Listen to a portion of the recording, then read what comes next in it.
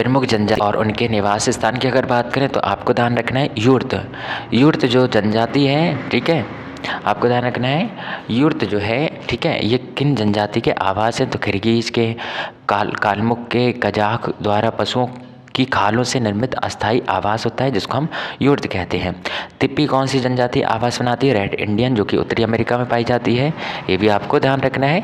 और ठीक है, तो इनका जो निर्मित आवास होता है उसे तिप्पी कहते हैं। क्राल आपको ध्यान रखना है, मसाई का, काफिर का, और आपको ध्यान रखना है जुलू द्वारा, ठीक है, जुलू का, ये घास द्वारा बनाया गया एक आवास होता है। इग्लू आपको ध्यान रखना है एस्किमो जनजाति का है, ठीक है, और ये बर्फ से निर्मित एक, ठीक है, आवास होता है। इज़वा आपको ध्यान रखना है उत्तरी रूस के ग्रामीण क्षेत्रों में तिकोना मानव निर्मित आवास होता है इज़वा, ये भी आपको ध्यान रखना है। इसी के साथ साथ हम बात करेंगे औद्योगिक नगरों की, ठीक है, जिसमें आपको ध्यान रखना है विश्व के प्रमुख औद्योगिक नगर और आपको ध्यान रखना है उनके उद्योग। तो आपको क्या ध्यान रखना है कि जो ओसाका है, ओसाका के आपको ध्यान रखना है लोहा इस्पात,